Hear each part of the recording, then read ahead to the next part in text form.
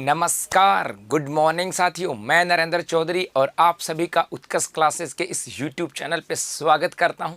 और मेरे दोस्तों, हम लोगों ने एक नया सेगमेंट यहां पे स्टार्ट किया था और वो सेगमेंट था राजस्थान की ज्योग्राफी। और इस राजस्थान की ज्योग्राफी का ये जो सेगमेंट होने वाला है, यहाँ पर 100% मेरे भाई क्या 100% आपकी राजस्थान की ज्योग्राफी का पूरा पार्ट यहाँ पर करवाया जाएगा। पूरे पोर्शन को यहाँ पे शामिल करेंगे हम। चाहे राजस्थान के अंदर शिक्षा व्यवस्था की बात करेंगे, वो भी बात करेंगे। राजस्थान में बेरोजगारी और रोजगार की भी हम बात करेंगे। और राजस्थान के अंदर यदि हम बात करें सहकारिता, डेयरी विभाग, इन सब की चर्चा करेंगे। सामान्य जो बिंदु हैं राजस्थान का, सामान्य परिचय, भौतिक प्रदेश, जलवायु, अपवाह तंत्र, या हम बात करें बहुउद्देश्य परियोजनाएं, पशु संपदा, नदियां, ये सब तो चर्चा करेंगे।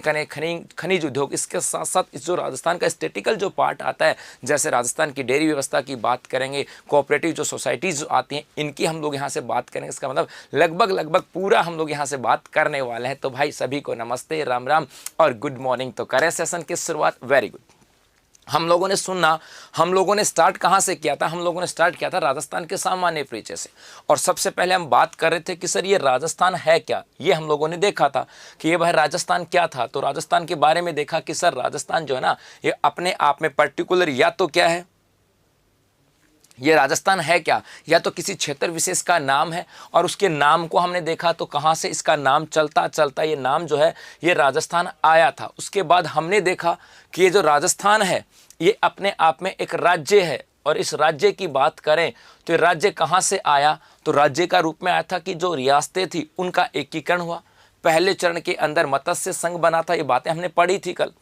उसके बाद में दूसरा हमने पढ़ा था कि राजस्थान संघ यहाँ पर आया था। तीसरे नंबर पे हमने पढ़ा था कि संयुक्त राजस्थान यहाँ पर आता है। और नंबर 4 पे हम लोगों ने पढ़ा था कि क्या जाता है भाई, वृहद राजस्थान की हम लोगों ने बात की थी। इस वृहद राजस्थान तक हमने यहाँ पर पढ़ा था। और एग्जाम में मेरे भाई सबसे ज़्यादा प्रश्न जो आते हैं वो इसी वृहद राजस्थान से आते हैं कि राजस्थान का एकीकरण का चौथा चरण कब हुआ। तो पूछा जाता है, या पूछा जाता है कि राजस्थान के अंदर प्रधानमंत्री हीरालाल शास्त्री जी कौन से चरण के अंदर आए। यह पूछा जाता है कि राजस्थान की राजधानी स्थायी रूप से जयपुर जो है ये कौन से चरण के अंदर बनाएगी, चौथे चरण की आ जाती है। यह प्रश्न यहां से पूछा जाता है कि राजस्थान की राज्य के रूप में नींव कब पड़ी। तो कब पड़ी थी भाई, इसी चौथे चरण के अंदर पड़ी थी। और इसीलिए हम लोगों ने इसके बाद इसीलिए हमने पढ़ा कि 30 मार्च को प्रतिवर्ष क्या मनाया जाता है, राजस्थान दिवस मनाया जाता है। यहां तक हम लोगों ने पढ़ लिया था और शायद आपका रिवीजन हो गया होगा। क्योंकि अब आ जाओ, अब इसका मतलब राजस्थान नाम तो यहां पर आ गया, राजस्थान बन गया, यहां पर राजस्थान की राज्य के रूप में पड़ी। उसके बाद अगला जो पार्ट आता है, सुनना, अगला जो पार्ट आता है उसकी हम बात करें, वो आता है 5वां चरण। और 5वें चरण की बात करें, इसका नाम क्या था, संयुक्त वृहद राजस्थान की बात की जाती है। ये जो 5वां चरण है, इस 5वें चरण में हुआ क्या, जो चौथे चरण का जो हिस्सा बन गया था उसके अंदर कुछ और जुड़ा है। इसका मतलब हुआ कि इस 5वें चरण की बात करें तो चौथा जो चरण था वो, और उसके अंदर कुछ भाग और जोड़ दिए गए, कुछ भाग और जोड़े गए। और जो भाग जोड़े जाते हैं उनको हम लोग क्या कहते हैं, एकीकरण। इसका हम लोग धीरे धीरे एक करते गए थे। राज्य तो बन तो कब जाता है, चौथे चरण में, लेकिन 5वें चरण के अंदर कुछ भाग और जोड़ दिए गए। और 5वें चरण में क्या बन जाता है, संयुक्त वृहद राजस्थान। और ये कब आता है, 15 मई वर्ष 1949 को आता है। कब आता है, 15 मई वर्ष 1949 को आ जाता है। एक बात तो यहां से होगा। उसके बाद यदि हम बात करें यहां से, उसके बाद हम बात करें छठे चरण की। छठे चरण के अंदर क्या बन जाता है भाई, राजस्थान संघ। छठे चरण में कब क्या बनता है, राजस्थान संघ। और छठा चरण कब आता है, 26 जनवरी वर्ष 1950 को। कब आता है, 26 जनवरी वर्ष 1950 को। यहां तक भी हो गया। सर जी नोट्स बनाने पक्का श्याम गुजर जी, नोट्स बनाना आराम से, बड़े धीरे धीरे पढ़ाऊंगा भाई। उसके बाद 7वां चरण जो आता है ये इंपॉर्टेंट है, 7वां चरण। और ये 7वें चरण में क्या बन जाता है, राजस्थान। 7वें चरण में क्या बनता है, राजस्थान। इसका मतलब 7वां जो चरण आता है ये आता है कब है, 1 नवंबर वर्ष 1956 को। या तो चौथे चरण से क्वेश्चन पूछे जाते हैं या 7वें चरण से पूछे जाते हैं। और 7वें चरण की यदि हम बात करें तो मेरे भाई 7वां चरण जो है ये कब आता है,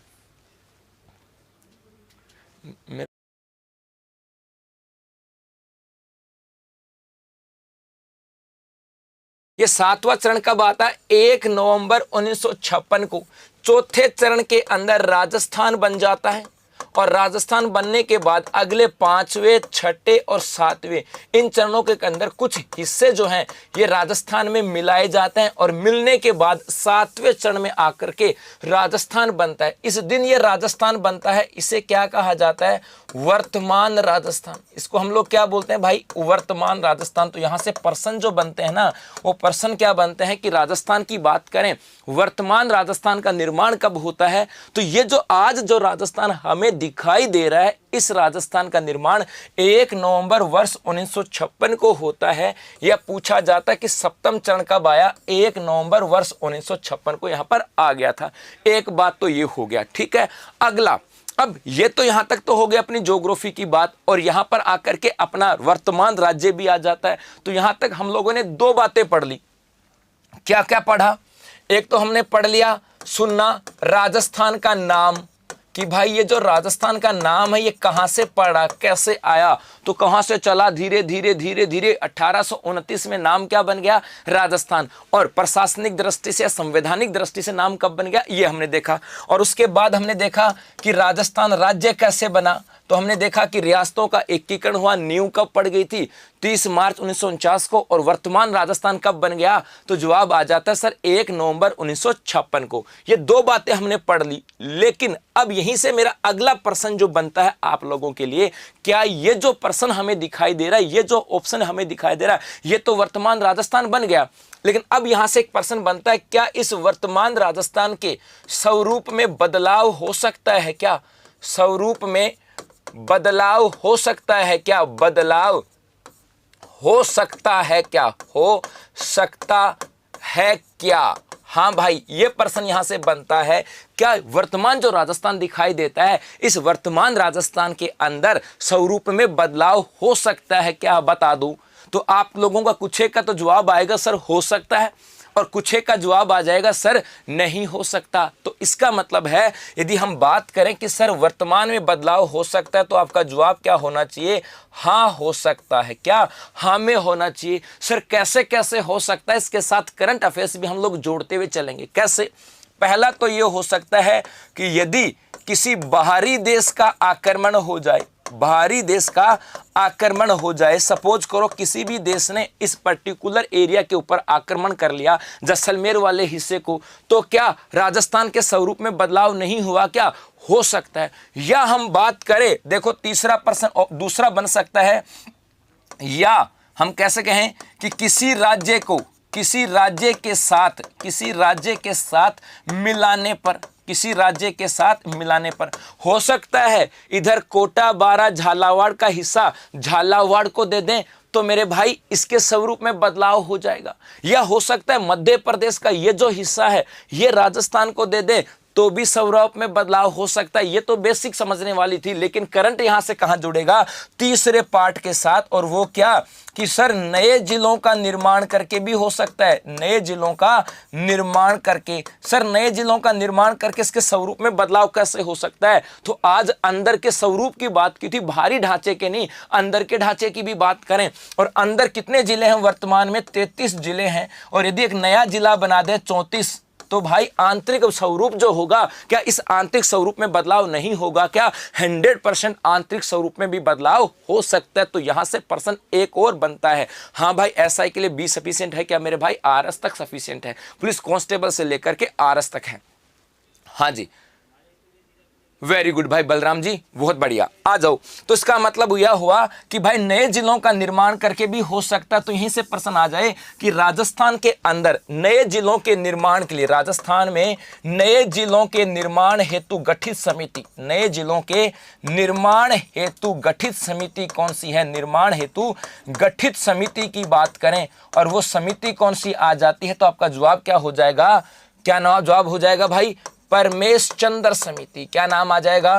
परमेश चंद्र समिति को ध्यान में रखना कि राजस्थान में हाल ही की बात करें बीजेपी सरकार के द्वारा क्या किया गया था, परमेश चंद्र समिति का गठन किया गया था। और इसी परमेश चंद्र समिति की सिफारिश पर राजस्थान का जो 33वां जिला है जिसका नाम क्या आता है, प्रतापगढ़, इस प्रतापगढ़ का निर्माण यहां पर होता है। तो हो सकता है ये परमेश चंद्र समिति ये कह दे कि भाई एक नया जिला बना दो, या हो सकता है वर्तमान में जो सरकार है इस सरकार के द्वारा यह कह दिया जाए कि हम एक नई समिति बनाएंगे और हम राजस्थान के अंदर बहुत सारे और भी जिले बनाएंगे। इसका मतलब है कि राजस्थान का जो वर्तमान स्वरूप है इसमें बदलाव हो सकता है। और यह भी याद रखना, मध्य प्रदेश का किसी हिस्से को राजस्थान में मिला दें तो राजस्थान का एकीकरण का एक स्वरूप और बढ़ जाएगा, अर्थात राजस्थान के एकीकरण का अगला स्वरूप भी आ सकता है। यह भी आपको ध्यान में रखना है। चलो ठीक है, तो सप्तम चरण यहां से आ जाता है। इस दिन क्या हुआ, वर्तमान राजस्थान का निर्माण। अगला याद रखना, स्वरूप में बदलाव हो सकता है क्या, अगला बन जाता है यहां से, वर्तमान स्वरूप में बदलाव हो सकता है क्या। हाँ, इस प्रकार से हो सकता है, नए जिलों का निर्माण करके और राजस्थान में नए जिलों के निर्माण हेतु गठित समिति की बात यहां पर की जाती है। बेटा मुझे राजवंश नहीं आते हैं, अपन ज्योग्राफी की ही बात करेंगे। आगे देखो सर, यह बात तो हो गई। अब 1-2 प्रश्न यहां से और बनते हैं। जैसे हमने यहां से बात कर ली, जैसे हमने यहां पर बात करें, ये जो 1 नवंबर है, इस 1 नवंबर को क्या हुआ, वर्तमान राजस्थान का निर्माण हुआ। इसीलिए प्रतिवर्ष 1 नवंबर की बात करें, इस 1 नवंबर को भी एक दिवस मनाया जाता है। 1 नवंबर को भी एक दिवस मनाया जाता है। बता दो दिखा भाई, इस 1 नवंबर को कौन सा दिवस मनाया जाता है। स्वाई सिंह जी ठीक है मेरे भाई, पक्का बता दो। जैसे हमने बात की कि 30 मार्च को कौन सा दिवस मनाया जाता है, राजस्थान दिवस मनाया जाता है। उसी प्रकार से 1 नवंबर को कौन सा दिवस आता है, तो ये आ जाता है राजस्थान स्थापना दिवस। कौन सा आ जाएगा, राजस्थान स्थापना दिवस। अब अगला प्रश्न, अगला देखो, जैसे हम बात करें 30 मार्च, अगला क्वेश्चन लिखना है आपको। 30 मार्च व 1 नवंबर राजस्थान के राजकीय दिवस हैं, राजकीय दिवस हैं, ये तो पता लग गया। 30 मार्च और 1 नवंबर की बात करें, ये राजस्थान के राजकीय दिवस हैं। तो प्रश्न ये है कि राजस्थान के राज दिवस हैं, इनका आयोजन किन के द्वारा किया जाता है। इनके आयोजन करने वाली इकाई है, आयोजन करने वाली इकाई की बात करें कि कौन सी इकाई आती है, ये पुलिस कांस्टेबल में, पटवार भर्ती परीक्षा में, एसआई और आरएस भर्ती परीक्षा के अंदर आया हुआ है कि 30 मार्च और 1 नवंबर राजस्थान के अंदर राजकीय दिवस हैं। इस दिन सरकारी कार्यक्रमों का आयोजन किया जाता है। लेकिन प्रश्न ये भी बना, जब ये राजकीय दिवस हैं तो इनका आयोजन किस इकाई के द्वारा करवाया जाता है। नंबर 1, यदि हम बात करें कि सर राजस्थान सरकार के द्वारा करवाया जाता है। नंबर 2, हम बात करें जिला प्रशासन के द्वारा करवाया जाता है। नंबर 3, हम कहें कि स्थानीय जो निकाय होते हैं, स्थानीय निकाय, इन स्थानीय निकाय के द्वारा। और नंबर 4 आ जाए कि राजस्थान के अंदर जो पर्यटन विभाग है, इस पर्यटन विभाग के द्वारा करवाए जाते हैं। तो इन चारों में से किसके द्वारा इन दोनों के राजकीय दिवस की बात करें भाई। हाँ जी, नहीं आसिफ खान जी, जीएस संधू समिति बनी हुई नहीं भाई, नहीं बनी हुई, कोई समिति नहीं बनी हुई है। सरकार ने साफ साफ मना कर दिया कि हमने कोई भी समिति नहीं बनाई है। गलत पढ़ा, कहीं ना कहीं पढ़ा है तो गलत पढ़ा है। सरकार ने साफ साफ मना किया कि हमने कोई समिति नहीं बनाई। अंतिम जो समिति थी जिसके द्वारा राजस्थान के अंदर नए जिलों का गठन किया गया था, उसका नाम था परमेश चंद्र समिति। अब एक भी समिति नहीं है, तो उसका जवाब क्या हो जाएगा, पर्यटन विभाग। तो ये भी ध्यान में रखना कि राजस्थान के अंदर ये राजकीय दिवसों का आयोजन करने वाली संस्था कौन सी है, जवाब हो जाएगा सर पर्यटन विभाग। तो हमने यहां पर एक बेसिक सी चीज पढ़ ली कि राजस्थान का नाम कहां से आया और राजस्थान राज्य कहां से बना। अब अपने मूल बिंदु के ऊपर आते हैं, अगले विषय की बात करें। अब अपना मूल बिंदु जो आ जाता है वो आता है राजस्थान की स्थिति की बात करें। अब इसको नोट्स बना के चलना, राजस्थान की स्थिति, राजस्थान की स्थिति की बात करें, इंग्लिश में क्या बोलेंगे भाई, लोकेशन कहते हैं। इंग्लिश में क्या कहते हैं, लोकेशन। अब सुनना, बड़ी प्यारी प्यारी बातें सुनना। सर क्या बात यह है कि हम जब कहीं किसी से मिलने जा रहे होते हैं ना, तो उनको ये कहते हैं कि भाई तेरा घर नहीं मिल रहा, तू है कहाँ, मिल नहीं रहा, अपनी लोकेशन भेज दो। इस लोकेशन से हमें मिलता क्या है, इस लोकेशन से हमें ये पता लगता है कि वो जिससे हम लोग मिलने जा रहे हैं या जिसके घर हम जा रहे हैं वो कहाँ पर है। तो इस लोकेशन से हमें क्या पता लगता है कि भाई कहाँ पर है, कहां पर है, इसकी आइडेंटिफिकेशन हो जाती है किससे, लोकेशन से। तो लोकेशन का मतलब कि पर्टिकुलर वो स्थान कहां पर है। अब हम बात करें राजस्थान की स्थिति, इसका मतलब क्या हो जाएगा कि राजस्थान कहां पर है, यही तो पूछा गया। क्या राजस्थान कहां पर है, ये बात आ जाती तो आप हेडिंग लगाओगे राजस्थान की स्थिति या राजस्थान की लोकेशन, और क्या बात करेंगे कि इसका स्थिति का मतलब क्या होता है, कहां पर है। अब पहली बात, सबसे पहले देखो यहां से, यदि हम बात करें ग्लोब पर स्थिति, किसकी बात करें, ग्लोब पर स्थिति, पहला प्रश्न यहीं से बनता है कि ग्लोबीय स्थिति क्या होती है, कि ये राजस्थान जो है ये ग्लोब पर कहां है, ग्लोब पर। तो ये इस प्रकार से आपने ग्लोब देखा होगा, इस प्रकार से ग्लोब है। इस ग्लोब के बीचों बीच ये जो एक लाइन खींची हुई है, ये जो मेरे भाई एक लाइन खींची हुई है बीचों बीच इस प्रकार से, इसे कहा जाता है भूमध्य रेखा। इसको हम लोग क्या बोलेंगे, भूमध्य रेखा कहते हैं। यह भी ध्यान में रखना कि इस ग्लोब के ऊपर इस प्रकार से पूर्व से पश्चिम या पश्चिम से पूर्व ये जो रेखाएं हैं, इन रेखाओं को कहा जाता है अक्षांश। इन रेखाओं को क्या कहा जाता है, अक्षांश रेखा कहा जाता है। क्या बोलेंगे, अक्षांश। एक तो ये, दूसरा इसी ग्लोब के ऊपर ये अंतिम बिंदु है, इसे कहा जाता है उत्तरी ध्रुव। इसे हम बोलेंगे उत्तरी ध्रुव, और इस उत्तरी ध्रुव का मान होता है 90 डिग्री उत्तरी अक्षांश।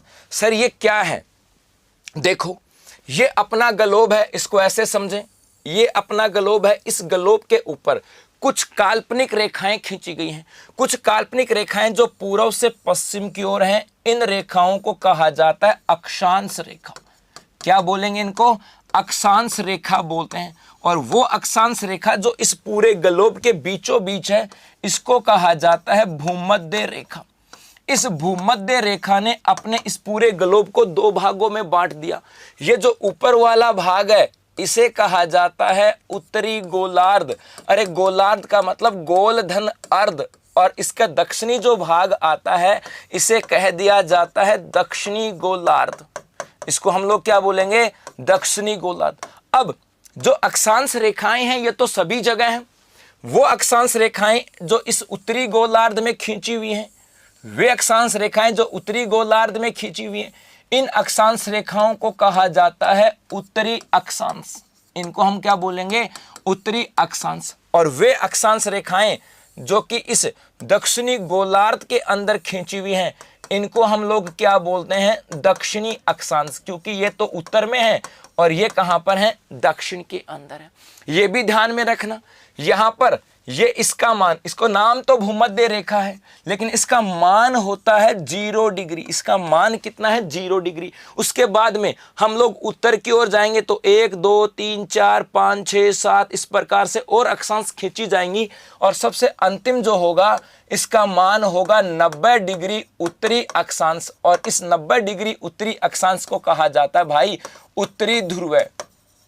इसको क्या बोलते हैं, उत्तरी ध्रुव। उसी प्रकार से 0 के बाद दक्षिण में जाएंगे तो 1 2 3 4 5 ये अक्षांश रेखाएं आती हैं, और सबसे अंत में जो होगा इसका मान होता है 90 डिग्री दक्षिणी अक्षांश, या इसे कहा जाता है दक्षिणी ध्रुव। ये अपना क्या है, ग्लोब है। एक तो ये, दूसरा एक हम बात करें कि इसी ग्लोब के ऊपर, अगली पार्ट समझना, इसी ग्लोब के ऊपर जो हमने 2 बिंदु बनाए थे, ये सबसे उत्तर वाला बिंदु उत्तरी ध्रुव है, और सबसे दक्षिण वाला बिंदु कौन सा पड़ा था भाई, दक्षिणी ध्रुव है। अभी लिखना कुछ नहीं है, सुनना, लिखाऊंगा नोट्स की तरह, लिखाऊंगा नोट्स की तरह, चिंता मत करो, लिखाऊंगा नोट्स की तरह। अब देखो, फिर इस ग्लोब के ऊपर इन्हीं उत्तरी ध्रुव और दक्षिणी ध्रुव को मिलाकर के और रेखाएं खींची गई हैं। इनको मिलाकर के क्या खींची गई मेरे भाई, रेखाएं खींची गई हैं। और इन रेखाओं को क्या कहा जाता है भाई, इन रेखाओं को कहा जाता है क्या? देशांतर। इन रेखाओं को क्या बोलते हैं? देशांतर कहा जाता है। और जो बीचों बीच जो देशांतर है, इस देशांतर को कहा जाता है 0 डिग्री देशांतर। इसको हम लोग क्या बोलते हैं? 0 डिग्री देशांतर। इस 0 डिग्री देशांतर ने इस ग्लोब को 2 भागों में बांट दिया। इधर वाला जो भाग देखो 2 भागों में तो बांट ही दिया, इसके 0 के इधर वाला आधा हिस्सा और 0 के आधा इधर। तो इस 0 के इधर वाला ये जो हिस्सा है, इसे हम लोग बोलते हैं पूर्वी गोलार्ध। क्या बोलेंगे? पूर्वी गोलार्ध। और कुछ देशांतर इस पूर्वी गोलार्ध में भी खींची हुई हैं। तो पूर्वी गोलार्ध के अंदर जो देशांतर खींची जाती हैं, इनको कहा जाता है पूर्वी देशांतर। इनको क्या बोलेंगे? पूर्वी देशांतर। उसी प्रकार से इस 0 डिग्री के पश्चिम वाला जो भाग है पूरा, इसे कहा जाता है पश्चिमी गोलार्ध। और इस पश्चिमी गोलार्ध के अंदर भी ये देखो देशांतर खींची हुई हैं, इनको कह दिया जाता है पश्चिमी देशांतर।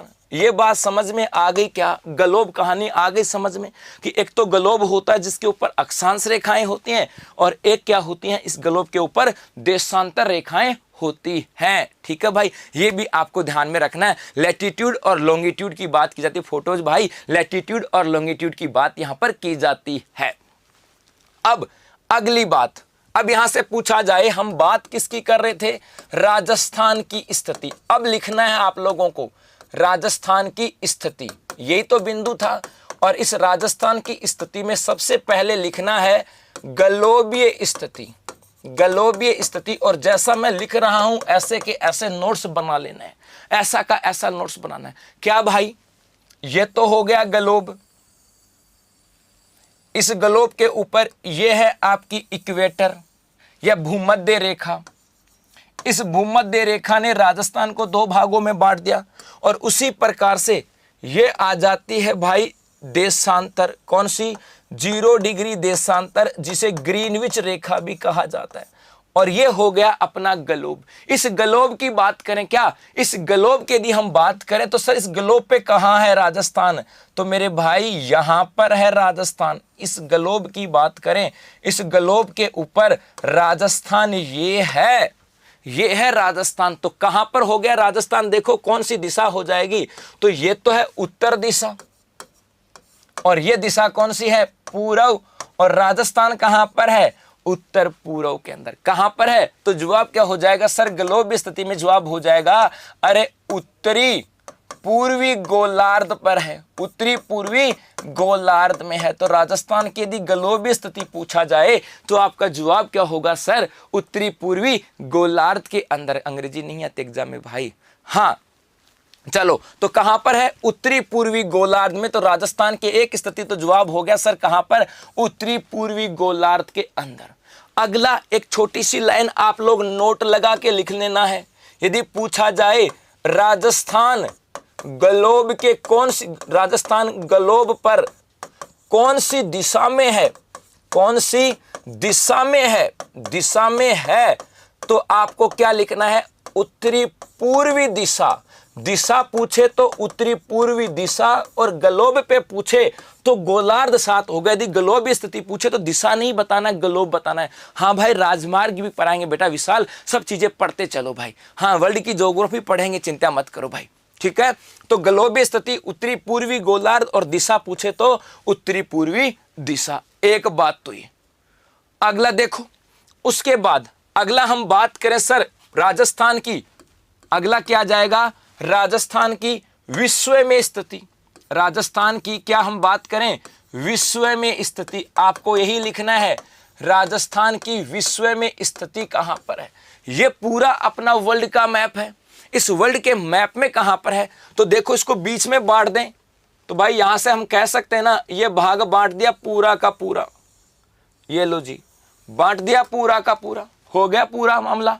उसके बाद देखो, यदि हम बात करें यहां से, ये भी तो बांट सकते हैं इस प्रकार से।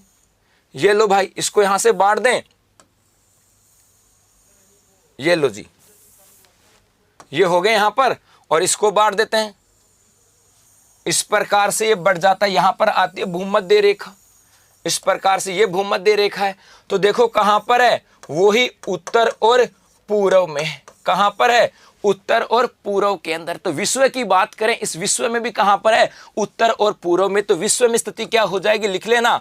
विश्व में स्थिति आपको क्या लिखनी है, तो आपका जवाब क्या हो जाएगा, उत्तर पूर्व। विश्व में स्थिति, ग्लोब में स्थिति। अब अगला जवाब क्या होगा सर, अगला प्रश्न नोट्स बनाते हुए चलना मेरे भाई।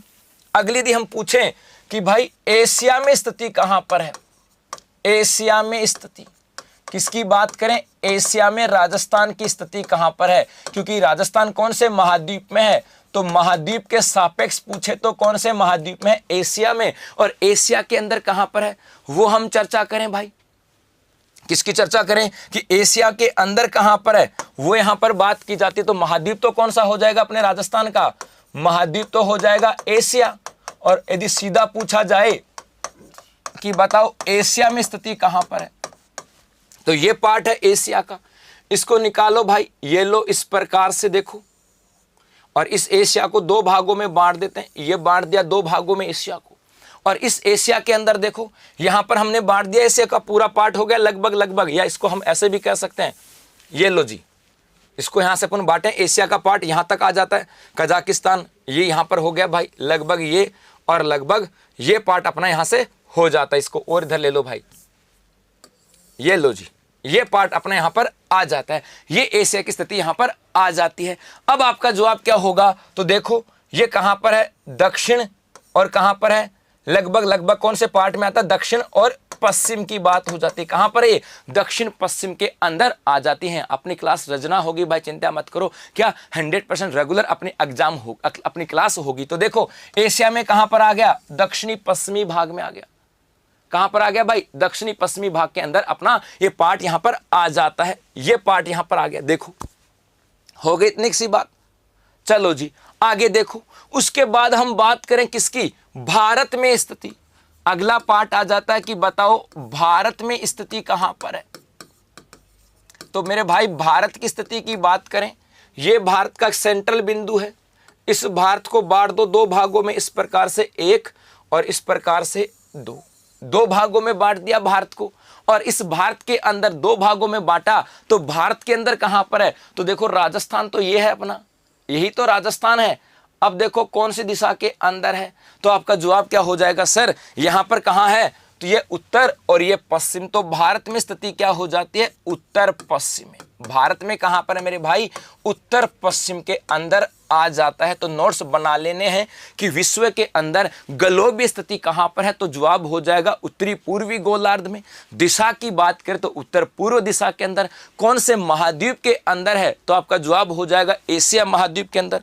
यदि पूछा जाए एशिया महाद्वीप के अंदर कहां पर है, तो दक्षिणी पश्चिमी पार्ट में आ जाता है। और पूछा जाए कि भारत में कहां पर है, तो भारत में कहां पर है, उत्तर पश्चिम में। अब आगे एक बार कॉपी पेन रख दो, एक बार कॉपी पेन रख दो मेरे भाई, क्या कॉपी पेन रख दो और दिल और दिमाग दोनों खोल लेना, क्योंकि आगे वाला पार्ट जो आ रहा है ये बड़ा इंपॉर्टेंट पार्ट है। सर ये क्या आ रहा है, देखो आगे वाला जो हिस्सा आता है वो आ जाता है राजस्थान की अक्षांशीय स्थिति। राजस्थान की, ये नोट्स बाद में बनाना, राजस्थान की अक्षांशीय स्थिति क्या है, क्योंकि एग्जाम में बहुत बार ये चीजें पूछी जाती हैं। पहली चीज हमने ये पढ़ा था कि अक्षांश स्थिति क्या होती है। स्थिति, स्थिति का मतलब यही तो शब्द निकल के आता है कि कहां पर है, कहां पर है। स्थिति को इंग्लिश में क्या बोलते हैं, लोकेशन। और हम लोकेशन किस लिए मांगते हैं भाई, इसलिए मांगते हैं ताकि ये पता लग सके कि कहां पर है। तो राजस्थान की अक्षांशीय स्थिति पूछी, इसका मतलब राजस्थान अक्षांशों में कहां पर है, इसकी बात यहां पर की जाती है। अब गुरुजी समझना, बच्चों मेरे भाई सुनना, ये तो है अपना राजस्थान, या पूरे विश्व की बात करें, इसकी यदि हम बात करें तो इसके अंदर इस प्रकार से हमने पढ़ा था कि ये अक्षांश रेखाएं हैं, और जो अक्षांश रेखा बीचों बीच है इसको हम लोग कहते हैं भूमध्य रेखा। इस भूमध्य रेखा का उत्तर वाला भाग को क्या कहा जाता है, उत्तरी गोलार्ध। और इसके अंदर जो अक्षांश खींची जाएंगी उसको हम लोग क्या बोलेंगे, उत्तरी अक्षांश। नीचे वाले पार्ट को हम लोग क्या बोलते हैं, दक्षिणी गोलार्ध। और इसके अंदर जो अक्षांश खींची जाएंगी उन्हें क्या कहा जाएगा, अरे दक्षिणी अक्षांश कहा जाएगा।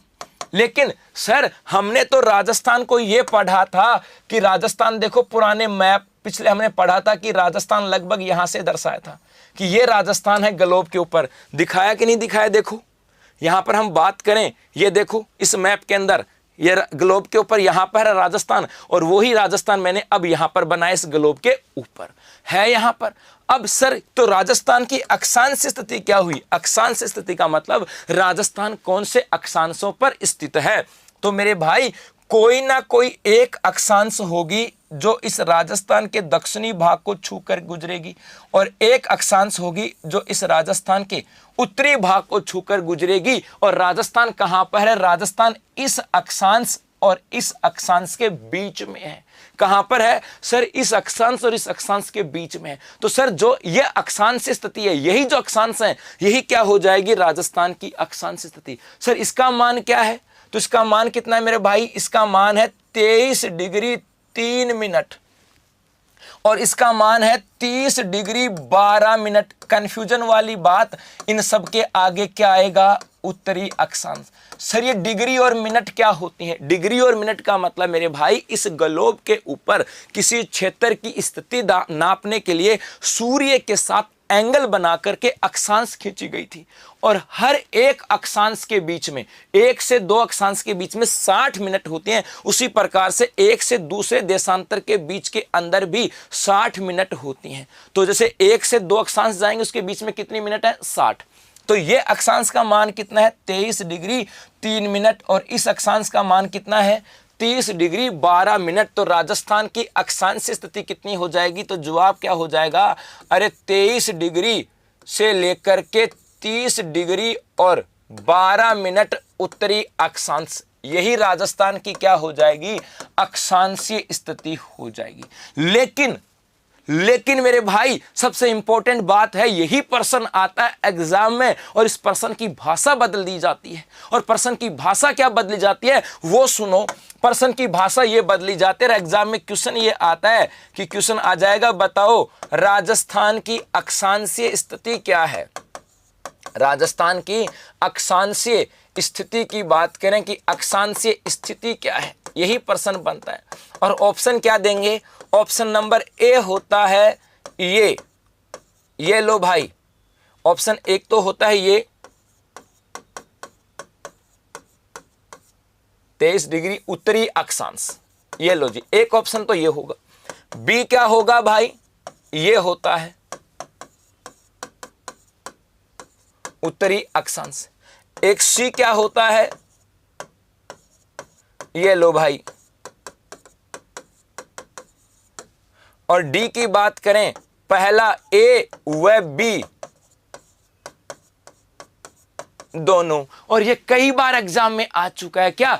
कई बार एग्जाम के अंदर आ चुका है, बहुत बार एग्जाम में आ चुका है कि राजस्थान की अक्षांशीय स्थिति है। 4 ऑप्शन होंगे, पहला 23:03 से 30:12 उत्तरी अक्षांश, दूसरा होगा 23:03 से 30:12 डिग्री उत्तरी अक्षांश, तीसरा होगा 23 ये से लेकर के ये, और ये डी ऑप्शन। अब बताओ यहां से कौन सा इसका सही जवाब होगा? क्या कौन सा सही इसका सही जवाब होगा? नमस्ते भाई शिवराज जी, नमस्ते नमस्ते। अब बताओ, और एग्जाम में पक्की बात है, ये तो सबने रट रखा था सर, राजस्थान की अक्षांश स्थिति 23 डिग्री 3 मिनट से 30 डिग्री 12 मिनट, 100% सबने रट रखा है। लेकिन जब प्रश्न आ जाते हैं ना तो गड़बड़ ऐसी होती है, ये गड़बड़ हो जाती है भाई। और इसका जवाब क्या हो जाएगा मेरे भाई? तो इसका जवाब हो जाएगा डी। इसका जवाब क्या होगा? डी। ए और बी दोनों इसके सही जवाब होंगे। क्या?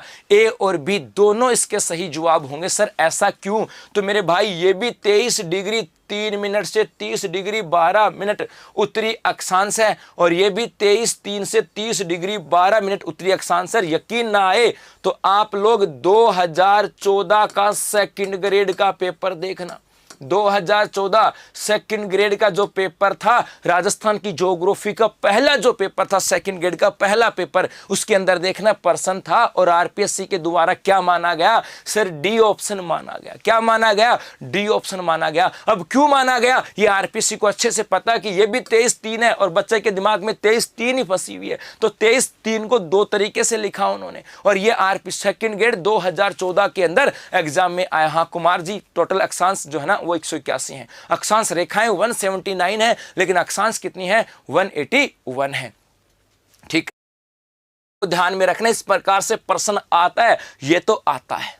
आगे चलें, अब इसको उतारना है, चाहे इसका स्क्रीनशॉट ले लो, चाहे इसको उतार लो। वीडियो है आप लोगों के लिए, दिल खुश हो जाएगा। टेक्निकल टीम दिखाया जाए भाई। उत्कर्ष लेकर आ रहा है वो मंच जिसने कम उम्र में अपने टैलेंट के दम पर बनाई अपनी एक अलग पहचान, अपने हुनर से सपनों को किया साकार। तो करेंगे कुछ बातें, जानेंगे कैसे बने वो इतने खास, उत्कर्ष स्मार्ट ब्रेन्स के साथ।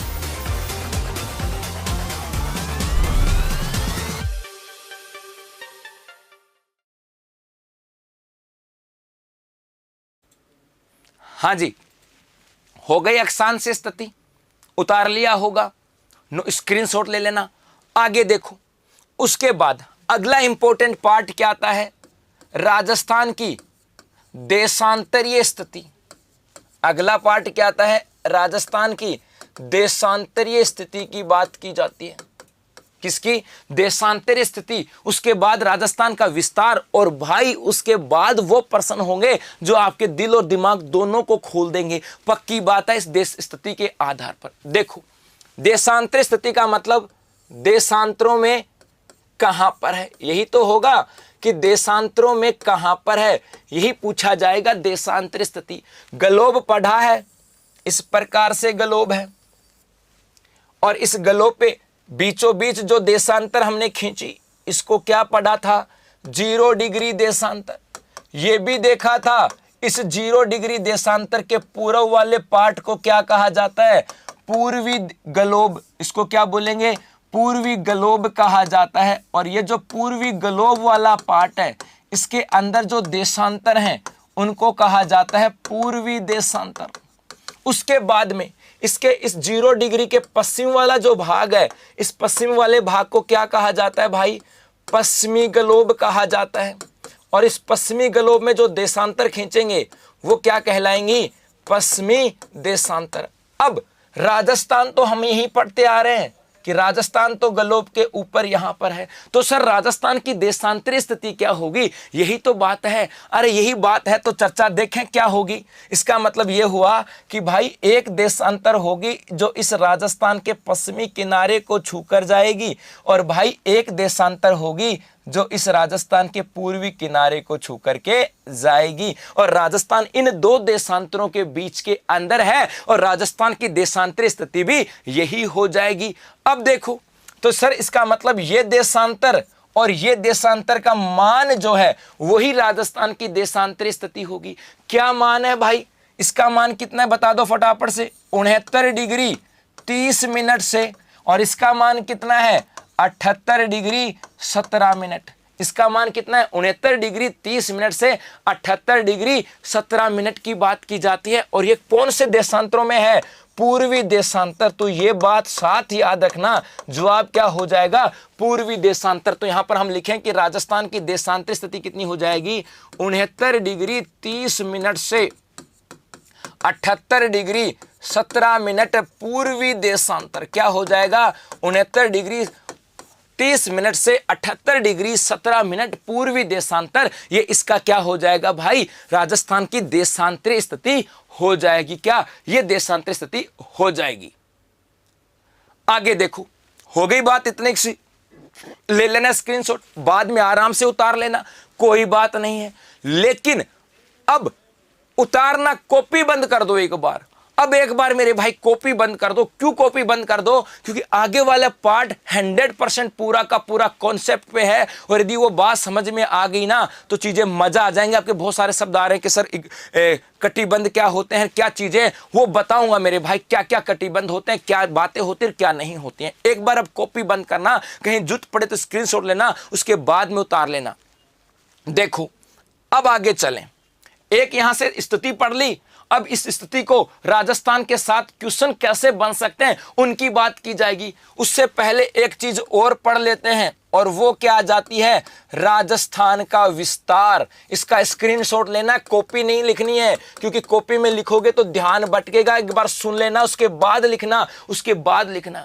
राजस्थान के विस्तार की बात करें, विस्तार का मतलब है कि भाई राजस्थान कितना लंबा चौड़ा है। ये राजस्थान का एक छोटा सा मैप बना दिया, दिल और दिमाग पे मत लेना, बस भावनाओं के साथ जाना कि सर ये राजस्थान का मैप है। और इस राजस्थान के मैप के विस्तार की बात करें तो ये विस्तार है उत्तर से दक्षिण का, कितना हो जाएगा, 826 किलोमीटर।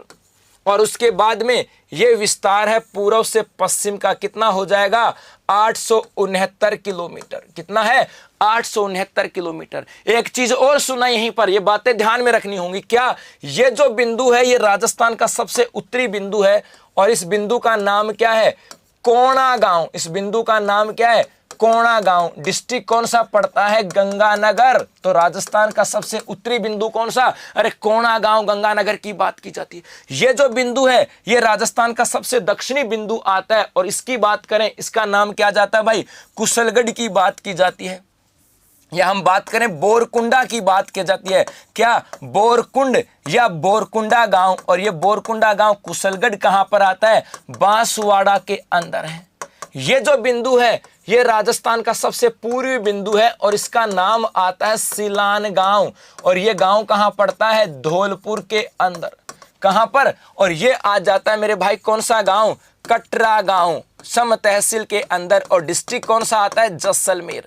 बस इनको 4 बिंदु याद रखना। राजस्थान का उत्तर से दक्षिण का विस्तार कौन सा है, 826। पूर्व से पश्चिम का कितना है, 869। राजस्थान का सबसे उत्तरी जिला कौन सा है, गंगानगर। सबसे दक्षिणी जिला कौन सा है, बांसवाड़ा। मैं नहीं कह रहा, ये चीजें हैं। राजस्थान का पूर्वी जिला कौन सा है, धौलपुर। और सबसे पश्चिमी जिला कौन सा है, जैसलमेर। और बिंदु कौन से हैं वो भी हमने यहाँ पे देखी। अब क्या क्या प्रश्न बनते हैं देखो, स्क्रीनशॉट ले लेना इसका, एक बार लिखना नहीं है, एक बार स्क्रीनशॉट लेना है, बस लिखना नहीं है, कॉपी किताब छोड़ दो एक बार। क्यों, अरे क्यों तो इसलिए, अब आगे चलते हैं भाई। अब हमने जो बात की है राजस्थान की अक्षांशीय स्थिति, किसकी बात की है, अक्षांशीय स्थिति की। इस अक्षांशीय स्थिति के आधार पर कितने सारे प्रश्न आपके एग्जाम में बनते हैं ये चर्चा करनी है। कितने सारे एग्जाम में प्रश्न बन जाते हैं ये इंपॉर्टेंट है। अक्षांश स्थिति आपको सबको आती है, नई कहां बता दी मैंने, अरे देशांतर स्थिति तो आपको आती थी, मैंने नई तो नहीं बताई ना। विस्तार सबको आता था, नया तो नहीं बताया ना। लेकिन मेरे भाई क्या प्रश्न ये आएंगे कि सर यहां से एग्जाम में प्रश्न क्या बने, तो इस अक्षांश स्थिति के आधार पर प्रश्न क्या बने। सबसे पहले तो यही पूछे, बताओ स्थिति कितनी है, तो 100% सबको पता है 23 डिग्री 3 मिनट से 30 डिग्री और 12 मिनट कौन सी, उत्तरी अक्षांश। एक पूछा जा सकता है कि बताओ राजस्थान का अक्षांशीय विस्तार कितना है। सर विस्तार का मतलब, अरे राजस्थान कितने अक्षांशों में फैला हुआ है, तो देखो ये ग्लोब था और ये राजस्थान था, और एक ये 23 डिग्री 3 मिनट थी और ये 30 डिग्री और 12 मिनट। तो राजस्थान इस अक्षांश से लेकर के और इस अक्षांश तक फैला हुआ है। इन दोनों के बीच में जो अंतराल होगा वही तो राजस्थान का विस्तार होगा, वही क्या होगा, राजस्थान का विस्तार। तो राजस्थान का विस्तार कितना हो जाता है सर, 7 डिग्री 9 मिनट। कैसे निकाला, तो मेरे भाई बड़े में से छोटे को मान घटा देंगे तो 7 डिग्री 9 मिनट आ जाएगा। 100% क्लास रोजाना होगी, पता लग गया होगा। 30 में से 23 घटा देंगे तो बीच में कितना अंतराल है, 7 का आ जाएगा। पता लग जाएगा कि नहीं लग जाएगा। ये लो अगला प्रश्न सुना। अगला क्वेश्चन यहां से क्या बनता है, कर्क रेखा के साथ। एक आती है कर्क रेखा। सर कर्क रेखा क्या है, तो याद रखना 23.5 डिग्री जो उत्तरी अक्षांश होती है उसे क्या कहा जाता है, कर्क रेखा कहा जाता है। सर ये कर्क रेखा जो है ये राजस्थान में कहां से गुजरती है, तो भाई ये राजस्थान में गुजरती है बांसवाड़ा से। कहां से, बांसवाड़ा से। और सर एक इसकी लंबाई कितनी आती है, तो लंबाई आ जाती है 26 किलोमीटर। क्या है देखो, सुनना भाई, आगे देखो, ये आ जाता है अपना राजस्थान। ये क्या है, अपना राजस्थान। और ये तो हमने देखा कि यहां से जो अक्षांश गुजर रही है उसका मान कितना है 23 डिग्री और 3 मिनट।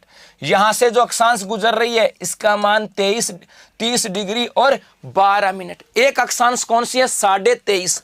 ये जो 23.5 डिग्री अक्षांश है ये मेरे भाई कहां से गुजरती है, इसके पास से ही गुजरती है। ये लो जी, इसके पास से गुजरती है और इसे कहा जाता है करक रेखा। और ये करक रेखा कहां से गुजरती है, बांसवाड़ा से। सर ये भी तो हमें आता ही था, आता था कि नहीं आता था, 100% आता था। चलो बहुत अच्छी बात है। अब आगे चलते हैं भाई, स्क्रीनशॉट लेना है, अभी कॉपी किताब हाथ नहीं लगानी है, बाद में देख सकते हो आराम से। अगला तीसरा 3% बन गए, अक्षांश स्थिति, अक्षांश विस्तार और करक रेखा कहां से गुजरती। अगला चौथा बिंदु यहां से क्या गुजरता है, राज्य में। अगला प्रश्न आता है राज्य में सूर्य की लंबवत विकिरणों वाला जिला। अरे लंबवत विकिरणों वाला जिला कौन सा है, विकिरणों वाला जिला प्रश्न पूछा जाए कौन सा है। एक प्रश्न यहां से आ जाता है, राज्य में सूर्य की सबसे तिरछी विकिरणों वाला जिला कौन सा है, विकिरणों वाला जिला कौन सा है। एक प्रश्न ये बनता है और एक प्रश्न और लिखता हूं भाई, यहीं पर तीनों एक साथ पढ़ेंगे। बताओ निम्न में से सबसे तिरछी, निम्न में से सबसे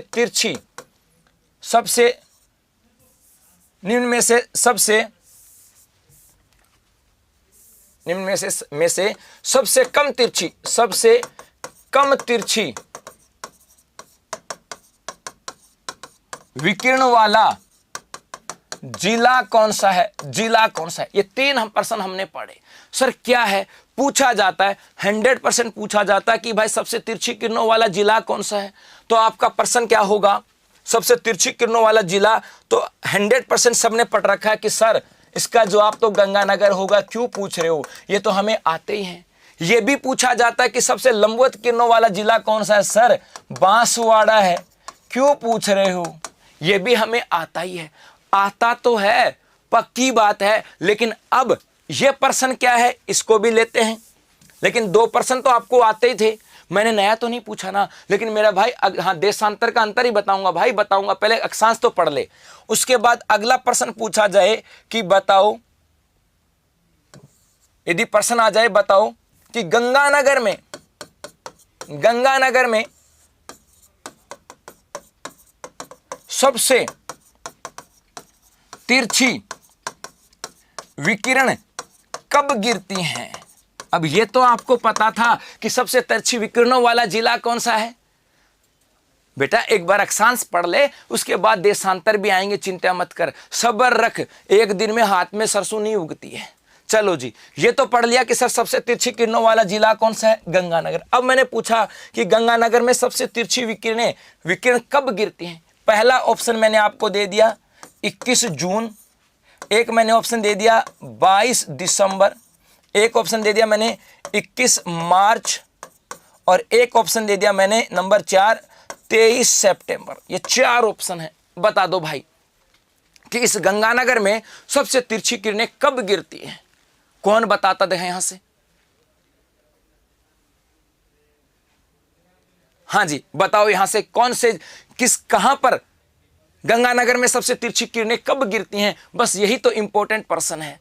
और क्यों है इंपॉर्टेंट, क्योंकि इसके साथ बहुत सारे कॉन्सेप्ट जुड़े हुए हैं। ये जो ग्लोब है, इस ग्लोब के साथ बहुत सारी बातें जुड़ी हुई हैं। सूर्य का उत्तरायण और दक्षिणायन, कुछ एक ए ऑप्शन बता रहे हैं, कुछ एक बी ऑप्शन बता रहे हैं। कोई 21 जून बता रहा है, 21 जून, कोई 22 दिसंबर, कोई ए और बी, दोनों आ रहे हैं भाई, दोनों आ रहे हैं। तो गंगानगर में सबसे तिरछी कब गिरेंगी, यही तो बात है। बस आज इतना ही पढ़ेंगे, लेकिन जाते जाते एक डेट बता जाऊं कि गंगानगर में सबसे तिरछी किरणें कब गिरती हैं। जवाब होगा 22 दिसंबर। कब गिरती हैं, अरे 22 दिसंबर को सबसे तिरछी गिरती हैं। कहां पर, गंगानगर के अंदर। क्यों गिरती हैं 22 दिसंबर में सबसे तिरछी, इसकी चर्चा बाद में करेंगे। क्या, इसकी चर्चा बाद में करेंगे। और जाते जाते एक प्रश्न और लिख जाता हूं जो तुम्हारी आंखें और खोल के जाएगा और कल आपको पढ़ने के लिए, आज घर पे पढ़ने के लिए मजबूर कर देगा। क्या, यदि पूछा जाए कि बताओ बांसवाड़ा में सबसे तिरछी किरणें कब गिरती हैं? सबसे तिरछी किरणों की बात करें, सबसे तिरछी विकिरणों की बात करें, विकिरण कब गिरती हैं? बांसवाड़ा में सबसे तिरछी विकिरण कब गिरती हैं? तो आपके दिमाग में ऐसा आ सकता है, सर बांसवाड़ा में तिरछी गिरती हैं क्या? एक बार तो आप कह रहे हो कि सबसे लंबवत किरणों वाला जिला बांसवाड़ा, और एक तरफ आप ये भी कह रहे हो कि बांसवाड़ा में सबसे तिरछी गिरती हैं। अरे गिरती हैं क्या बांसवाड़ा में? हाँ, बांसवाड़ा में भी सबसे तिरछी गिरती हैं। कब गिरती हैं? तो डेट वही 22 दिसंबर। तो सर 22 दिसंबर को सबसे तिरछी क्यों गिरती हैं, और क्या इसके पीछे कहानी है, क्या इसके पीछे लॉजिक आता है, उस लॉजिक की हम बात करेंगे। लेकिन कब? कल। तो पढ़ के आना कि बांसवाड़ा में भी तिरछी गिरती हैं क्या? अरे गिरती हैं, क्यों, उसकी हम चर्चा करेंगे अब कल। तो मिलते हैं कल, तब तक के लिए धन्यवाद, थैंक यू।